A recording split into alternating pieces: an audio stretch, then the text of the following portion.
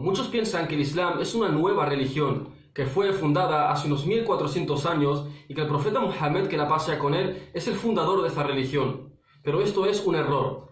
El Islam es la primera religión en la historia de la humanidad. Sí, ni judaísmo, ni cristianismo, ni otras religiones son más antiguas que el Islam. El Islam es la primera religión en la historia de la humanidad. Allah dice en el Corán, en el capítulo 3, versículo 19, ciertamente para Allah la religión es el Islam. En el capítulo 3, versículo 84, di, creemos en Allah y en lo que se hizo descender para nosotros, y en lo que se hizo descender para Abraham, Ismael, Isaac, Jacob y las tribus, así como lo que le fue dado a Moisés, a Jesús y a los demás profetas de su Señor. No excluimos a unos y aceptamos a otros, y a Él estamos sometidos. En el capítulo 42, versículo 13, os he legislado la misma religión monoteísta que encomendé a Noé, y que te revelamos a ti, y la que encomendé a Abraham, Moisés y a Jesús, para que seáis firmes en la práctica de la religión. No importa si antiguamente otros profetas que no hablasen la lengua árabe utilizaron sus respectivos idiomas para definir el término de sumisión. La palabra Islam es un término árabe enseñado por Allah subhanahu wa ta'ala en la última revelación en lengua árabe, el Corán. Los nombres de otras religiones, como por ejemplo judaísmo,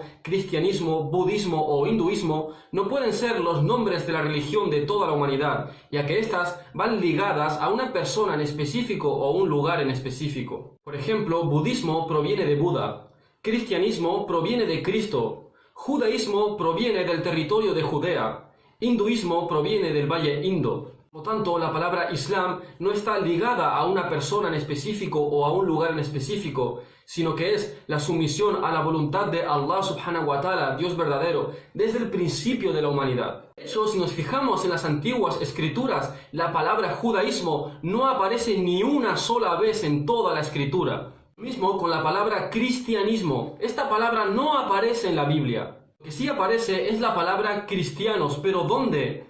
En un libro que se llama Hechos de los Apóstoles, escrito por un hombre que jamás conoció a Jesús y que jamás recibió de sus enseñanzas, escrito años después de que él haya sido ascendido a los cielos, lo que significa que Jesús, que la paz sea con él, jamás enseñó esta palabra.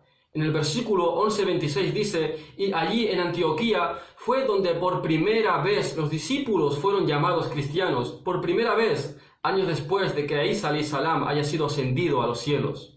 Incluso en otro versículo muestra cómo los discípulos se apenaban cuando eran llamados con este nombre.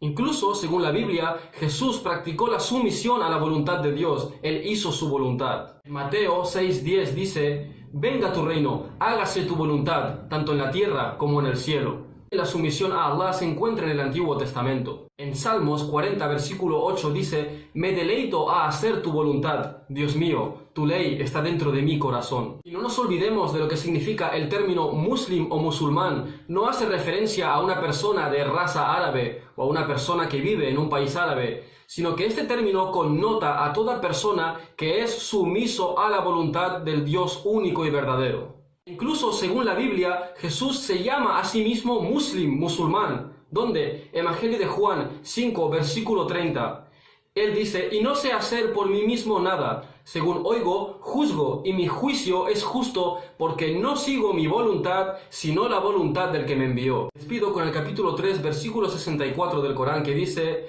oh gente del libro, convengamos a una creencia común para todos, adoremos únicamente a Allah, y no nos tomemos por señores en lugar de Él. Y si vuelven la espalda, decid, sed testigos de que somos musulmanes.